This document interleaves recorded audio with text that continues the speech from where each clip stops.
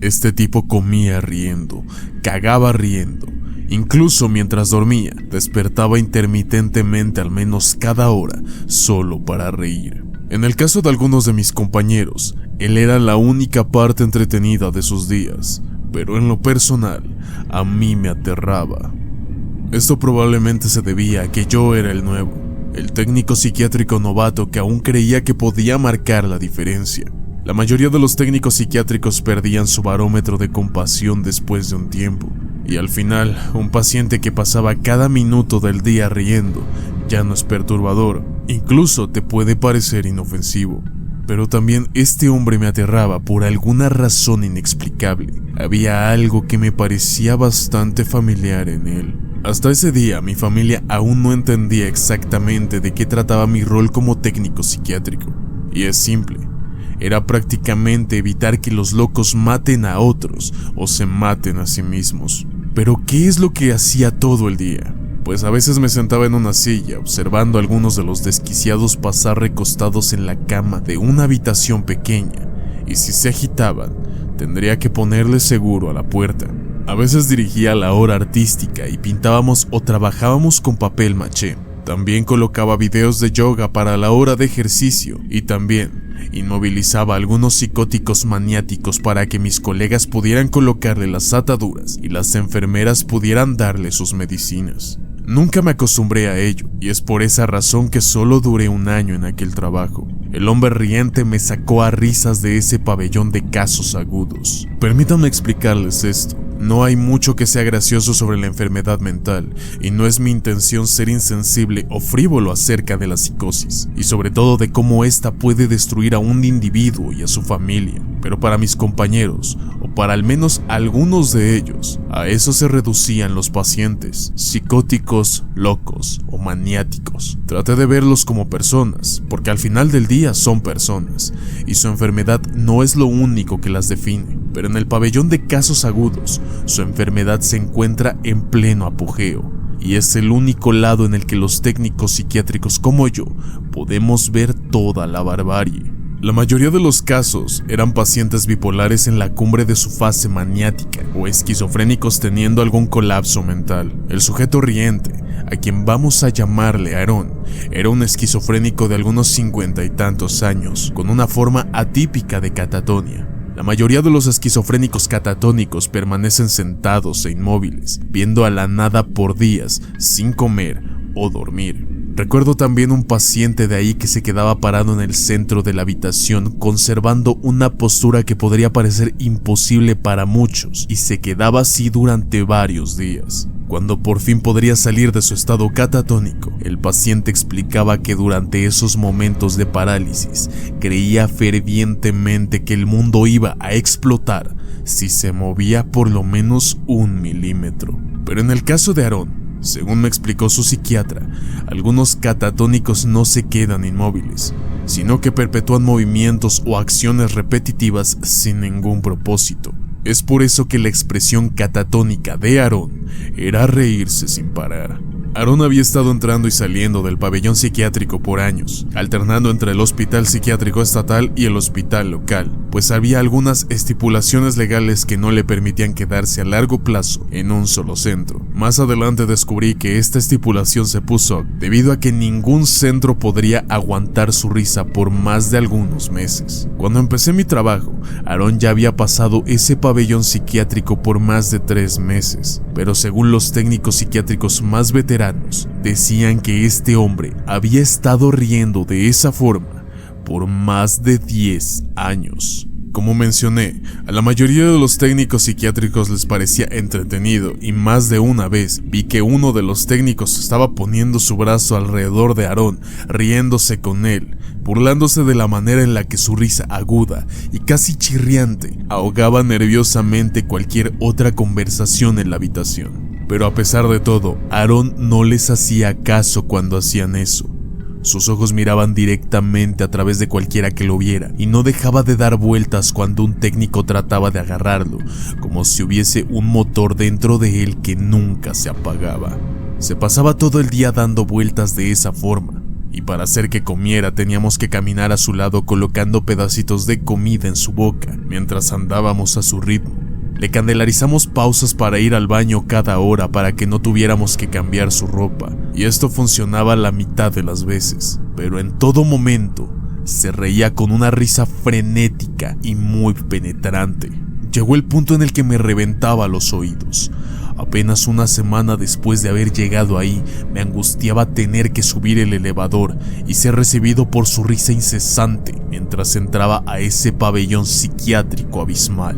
Aaron no fue el paciente más atemorizante que tuve en ese año, pero sí quizás fue el más extraño, incluso el más trágico y ciertamente el más personal. Tenía entendido que la mayoría de los catatónicos cultivaban una esquizofrenia degenerativa hasta que simplemente colapsaban, pero me mataba ver que ese sujeto simplemente se había comenzado a reír y nadie sabía por qué. Antes de que renunciara, le pregunté a casi todos mis compañeros y doctores sobre la historia de Aaron y nadie la conocía. Todo esto hasta que conocí al Dr. Greenwald, un psiquiatra de antaño que no había trabajado en hospitales en años. Había oído anécdotas de ese doctor y por lo que pude deducir, era un hombre amable y muy estimado que amaba su trabajo, que no juzgaba a ninguno de estos pacientes atormentados. El Dr. Greenwald probablemente fue mi inspiración más grande para convertirme en un especialista de la salud mental. Y hasta este día, aún recuerdo la compasión que le demostraba a sus pacientes. Las enfermeras más veteranas lo amaban, y cuando descubrieron que se iba a tomar un descanso de su clínica privada para atender rondas ocasionales en el pabellón de casos agudos, todos estaban emocionados. Conocer al Dr. Greenwald incluso superó mis expectativas, y admiro cómo valoraba cada interacción, preocupándose genuinamente por cada persona frente a él, hasta de los técnicos psiquiátricos insignificantes como yo. Una noche, algunas semanas antes de que renunciara, vi al doctor saliendo de la habitación de Aaron después de una evaluación, y tuve la sensación de que él tendría las respuestas acerca de Aaron, respuestas acerca de cómo había llegado a ser la persona en la que era. Cuando le pregunté gentilmente me lo contó. Hay muchas cosas que he visto en mi carrera de medicina que no tienen mucho sentido. Muchas cosas que me incomodan hasta el día de hoy, pero la situación de Aaron era un caso muy excepcional y nunca voy a olvidar su historia. La primera vez que el Dr. Greenwald conoció a Aaron en el hospital, reconoció unas cuantas cosas. Aaron era un sujeto amable y cariñoso, el cual, como era de esperar, amaba reír y hacer reír a los demás. El doctor recordaba cómo Aaron cautivaba a las audiencias, contando las historias más hilarantes que hacían que todos rieran a carcajadas. No tuvo una vida fácil, pero sobrellevaba sus penas riéndose fácilmente de las ironías de la vida, ya sean grandes o pequeñas.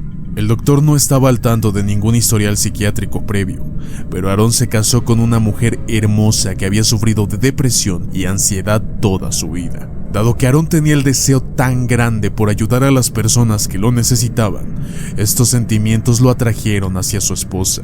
Aaron quería ayudarla, y fue a través de ello que se enamoró.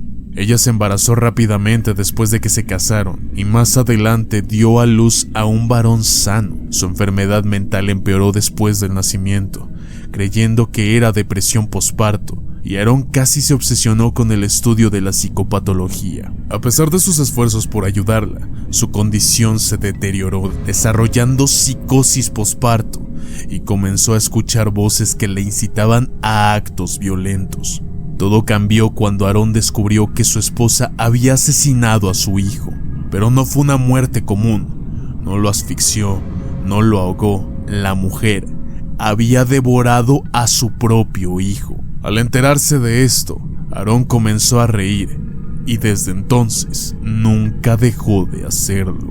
Después de que el doctor terminara la historia, yo me quedé sentado, atónito, pero no en silencio, pues la risa estridente de Aaron emanaba desde su habitación. El doctor se quedó sentado conmigo y capté un destello de emoción en su rostro. Fue entonces que le dije: ¿no es extraño que de un momento a otro se haya roto completamente? Pensé que la mayoría de los catatónicos tenían un largo historial de esquizofrenia o algo así. Me sentí como un idiota apenas esas palabras abandonaron mis labios. Ciertamente, Aaron tuvo que haber tenido un gran trastorno mental para haber sido un paciente del Dr. Greenwald, o eso es lo que creía. Fue entonces que el doctor me miró como un abuelo amoroso y me dijo: algunas cosas son demasiado como para que la mente humana pueda soportarlas. Supuse que algo tan trágico podría destruir a casi cualquiera. Es por eso que me atreví a preguntarle al doctor: ¿y cuál fue el diagnóstico cuando lo conoció, señor? El doctor me miró completamente extrañado. ¿A qué te refieres?, me preguntó.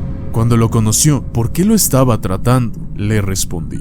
Fue entonces que el doctor me comenta: hijo, él no era mi paciente. Aaron fue un técnico psiquiátrico que trabajaba aquí. Fue mi compañero por varios años. Yo estuve presente el día que internaron a su esposa, atada a una camilla con la sangre del bebé que acababa de devorar, cubriendo completamente su rostro y vestimenta. Se encontraba completamente psicótica e incontrolable. Aaron también estaba de turno ese día. Una vez el doctor me dijo esto, me quedé completamente atónito y sorprendido. Fue entonces que el doctor suspiró con pesadez y me dijo: creo que Aaron estaba a punto de perder la cabeza y se convirtió súbitamente en lo que tanto se esmeró por reparar. Supongo que esta extraña ironía de la vida fue tan grande que no le quedó otra opción más que comenzar a reír. El doctor se puso de pie, me dio una palmada en el hombro. Se había quedado por más tiempo del que pretendía. Yo me puse de pie lentamente viendo cómo se alejaba. Cuando salió por la puerta reforzada, volteó hacia mí y me dijo: curiosamente me recuerdas a él. Claro, antes de que empezara a reírse. Estas personas te importan mucho, me doy cuenta de eso. Tienen mucha suerte de tenerte. Mortificado, el entendimiento me cayó como un balde de agua fría, casi ahogándome. Aquello que era tan íntimo y que me resultaba bastante familiar sobre Aaron, nunca pude explicar, ni siquiera para mí mismo, cómo vi una pieza de mí en ese caparazón sin vida de un hombre, ese hombre demente y riente. Cuando escuché eso, no tuve ninguna respuesta para el Dr. Greenwald en ese momento, pero desde lo más interno de mis pulmones llegó una risa aterradora y completamente involuntaria. Es por eso que ese mismo día entregué mi renuncia. Muchas personas dicen que conoces personas interesantes en el turno nocturno de una estación de gas. Y realmente no. Bueno, en lo general no. Es una verdad a medias. Definitivamente existe una mayor proporción de bastardos raros o aterradores en comparación a los turnos normales. Pero después de un par de meses en el trabajo, memorizas todos los arquetipos. Aquellos muertos de cansancio en su ruta rumbo a casa. Los rebaños de adolescentes ebrios o drogados que gastan todo el dinero que les dan sus padres en comida chatarra. Las madres solteras amantes del vino. Los llamados gym rats que les gusta entrenar durante la madrugada. O los alcohólicos que van viajando en bicicleta mendigando un poco de alcohol. No toma mucho para verlo de todo, y ya que he estado trabajando en este turno por algunos años, he visto lo suficiente como para poder distinguir cosas interesantes. Incluso cuando tus estándares para lo anormal están por las nubes, terminas con historias de lo inexplicable o de lo más inquietante. Es por eso que me centraré en este segundo aspecto, ya que una noche de otoño a las 3 de la madrugada llega un hombre con un niño de 9 años. Este sujeto exclamó un saludo poco entusiasta y apenas levanté la mirada de mi teléfono. El niño se encaminaba lenta y precavidamente hasta el pasillo de caramelos, mientras que el padre va enseguida hacia los refrigeradores de cerveza. Al notar esto, percibo a través de su lenguaje corporal que el hombre se encuentra en un nivel de escala poco amistoso. Más bien, se ve bastante molesto. Es ahí que suspiro y anticipo una discusión que ya he tenido muchas veces. El plazo para vender bebidas alcohólicas termina a las 2 de la madrugada. No te voy a poder vender nada de eso. Al escuchar eso, el hombre me voltea a ver y se mueve a otro pasillo para buscar otra bebida. Toma un té y se dirige hacia el mostrador. La forma en la que camina me da la impresión de que me va a golpear. Es por eso que me preparo y trato de desarmarlo con un diálogo cualquiera. ¿Qué tal tu noche? El hombre me ve con dureza unos cuantos segundos incómodos y me dice: dame un paquete de cigarros. Aliviado de que no empezara a quejarse o querer sobornarme por unas cervezas, le doy la espalda y agarro los cigarros que me pidió. Es ahí que me sobresalto ante el grito que dice: ¡apúrate, niño, carajo! Al escuchar esto me doy la vuelta y veo más allá de él a su hijo en el pasillo de caramelos, quien tiene una mirada al infinito sin realmente tratar de seleccionar algo. La primera impresión que me da es que el pequeño está reteniendo lágrimas y parece que no son las primeras del día. Cobro los cigarros y el té sin decir nada, esperando que el asunto se resuelva por sí solo. Al lidiar con la mierda que veo una noche normal de trabajo, he aprendido a no entrometerme. Esta vez es en vano, pues lanza un billete mugriento de $10 para su compra incompleta, y no menos de 5 segundos después le grita al niño otra vez: ¡por amor de Dios, ¿te puedes apurar? Eso es suficiente para frenar mi interés por el servicio al cliente. El turno nocturno es una dinámica interesante. Obviamente se supone que debemos de tener la personalidad sonriente y acogedora que se espera de todos los cajeros, pero también me encuentro solo y debo emanar un aire de seguridad. Es por eso que crucé ciertas líneas y dejé de ser amigable. Oye, relájate, le digo con voz baja. Se voltea hacia mí con la misma intensidad con la que había gritado y me contesta: ¿qué dijiste? Dale 2 putos minutos para escoger la barra de chocolate que quiera. ¿Estás anulando el gesto de comprarle algo? ¿O es que parece que sí eres un imbécil? Tú también puedes cerrar la boca, me responde agresivamente. Yo simplemente le contesto que hemos terminado. Aparto sus productos y le lanzo de vuelta su cambio. Mientras lo hago, noto que el billete que me dio tenía una mancha de sangre. Luego volteo a verlo de reojo y veo que los nudillos de su mano derecha están lacerados, aún con manchas de sangre coagulada. Ahora estoy seguro de que el asunto podría llegar a algo físico. Fácilmente soy más alto y más pesado que él, pero quién sabe qué locura pueda traer entre sus bolsillos. La brillante política de la empresa no me permite tener armas, pero mantengo algunos objetos sustitutos que podrían servirme en una situación de peligro. Es por eso que me pongo en una posición defensiva y le digo: apuesto que tu hijo ya se quiere ir. Puede quedarse con el caramelo si quiere, no te lo voy a cobrar. Me da la misma mirada prolongada e inquietante y responde con mucha calma: ya regreso. No me quedé para averiguar lo que tenía en mente. Corrí y llamé al 911 desde la oficina trasera. Me sentí un poco estúpido describiendo un altercado con un hombre que solo estaba siendo un cretino a la operadora de la policía, pero lo miraba a través de las cámaras de vigilancia, cómo estaba rebuscando algo en su asiento trasero. Le describí todos los detalles a la operadora y me preguntó: ¿este hombre no lleva un niño pequeño consigo? Durante toda la llamada nunca mencioné el detalle de que lo acompañaba un niño, pero lo afirmé. Pero incluso antes de terminar la llamada, comencé a escuchar muchas patrullas alrededor, bastantes patrullas. Me tomó algunos días y unas cuantas conversaciones con la policía, que luego viene a recargar gasolina y a comprar cosas para tener la historia completa. Jack, así se llamaba este hombre, había perdido la custodia y el derecho para poder visitar a su hijo. Todo esto por petición del niño. Pero este desgraciado, inconforme con realizar un simple secuestro, asesinó a su exesposa atacándola con un martillo, dejando su rostro irreconocible. Es por eso que las heridas que vi en sus nudillos eran astillas de cráneo de la mujer. Esto pasó a 6 horas de distancia de la tienda y fuimos el primer lugar en el que se detuvieron. A veces trato de no pensar en lo que hubiera pasado si aquel pequeño hubiese escogido una golosina rápidamente.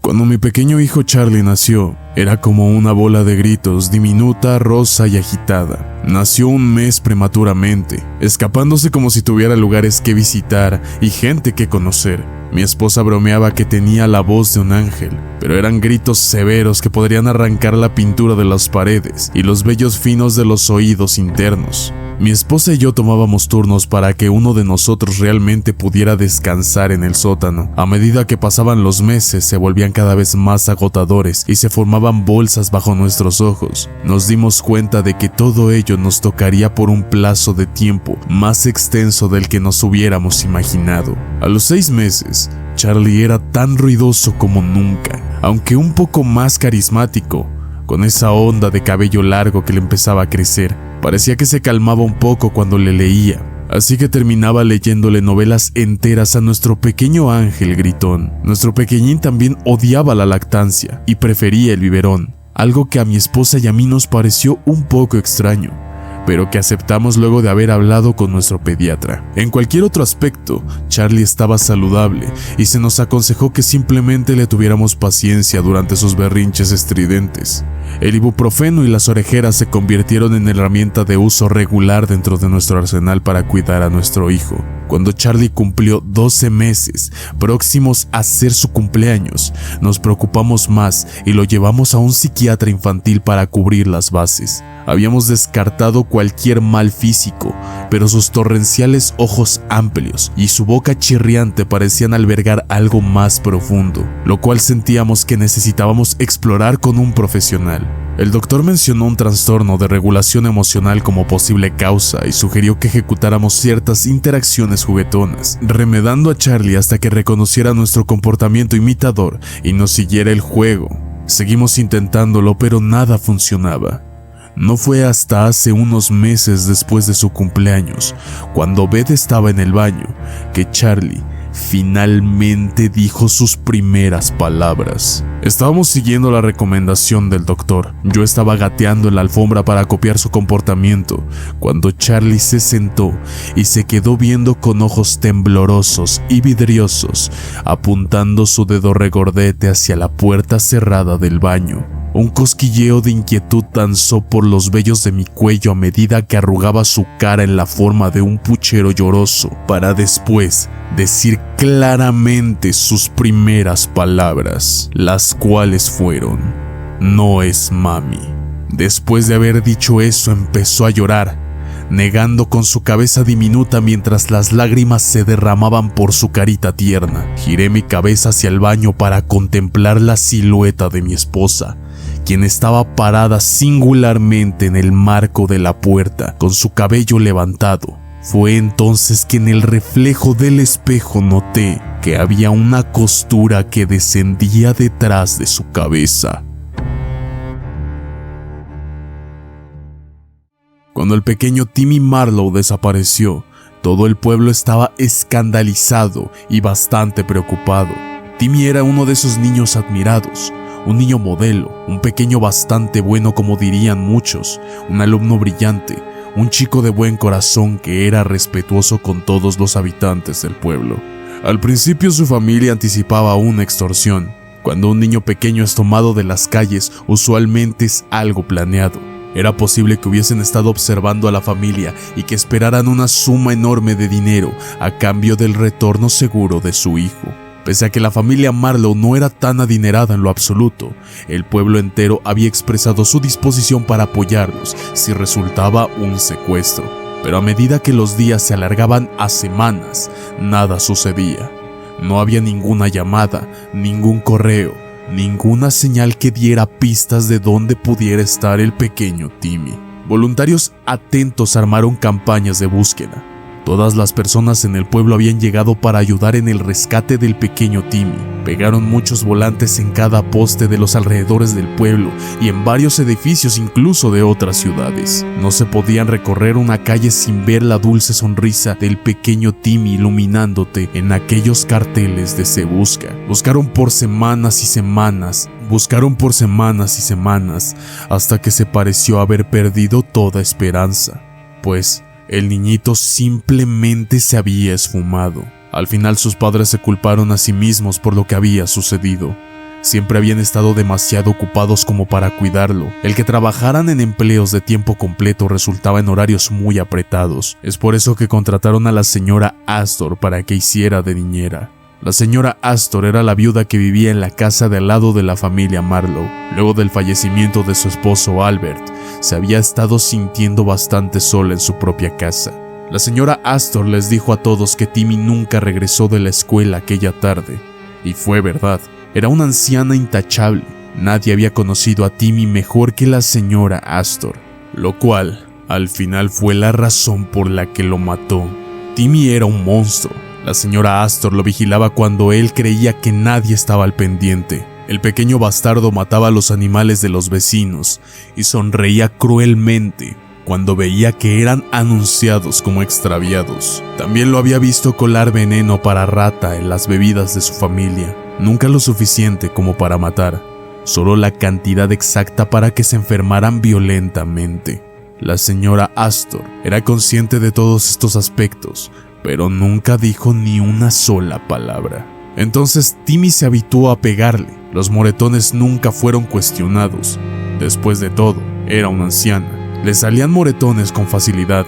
Timmy se aprovechó de esto y comenzó a golpearla aún más. Hacía berrinches y le tiraba cosas.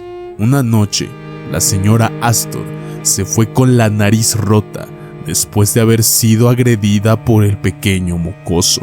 Es por eso que la señora Astor desarrolló un plan que no podría fallar. Atraerlo con galletas y postres no sería difícil. ¿Qué niño podría resistirse a su gastronomía? Pero lo que Timmy no sabía es que esta comida estaba envenenada. Al probarla, el pequeño murió al instante. Lo único que quedó hacer fue ingeniar la manera en deshacerse del cuerpo. Las personas del pueblo habían creído que la señora Astor era una anciana dulce e inocente. Ella incluso había ofrecido preparar comida para las personas dedicadas que querían ayudar en la búsqueda del niño desaparecido. Fue entonces que llegó con sus famosos pasteles de carne y limonada, sonriendo gratamente de oreja a oreja. Mientras el equipo de búsqueda disfrutaba de los refrigerios de la señora Astor, no se dieron cuenta de que, técnicamente, terminaron encontrando al pequeño Timmy después de todo. La gente empezó a caer del cielo hace casi una década, siempre con una enorme sonrisa petrificada en sus rostros. Al comienzo solo eran unos cuantos, pero luego fueron cientos y miles que caían del cielo, destruyendo autos, hogares y bloqueando autopistas. Se hicieron descubrimientos bastante extraños por medio de investigaciones. Todos eran humanos, pero carecían de toda sangre, órganos vitales y el corazón sobre todo. El caso más impactante fue descubierto en Costa Rica por una mujer. Esta mujer identificó a uno de los cuerpos caídos como un pariente suyo que murió hace mucho, incluso cuando ella era adolescente. A raíz de esta declaración, se empezaron a concretar más y más identificaciones. Dentro de poco, las personas descubrían a sus familiares ya fallecidos por medio de grabaciones que empezaban a circular en las redes sociales. Muchos de estos videos eran de pilas de cadáveres y crematorios. Nadie podía explicar por qué estaban cayendo del cielo.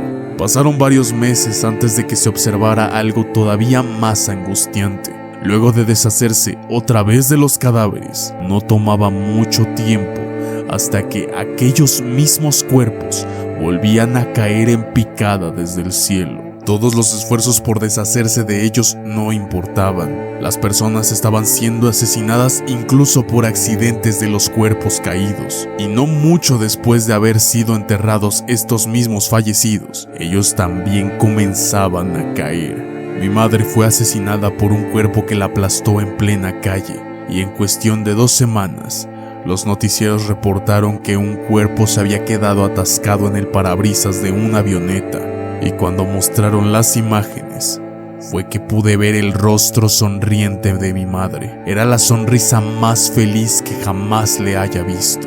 Es a raíz de esto que he empezado a pensar en lo siguiente, pues dicen que cuando el infierno se llene, los muertos caminarán por la tierra, pero ¿te has preguntado qué pasará si se llega a llenar el cielo?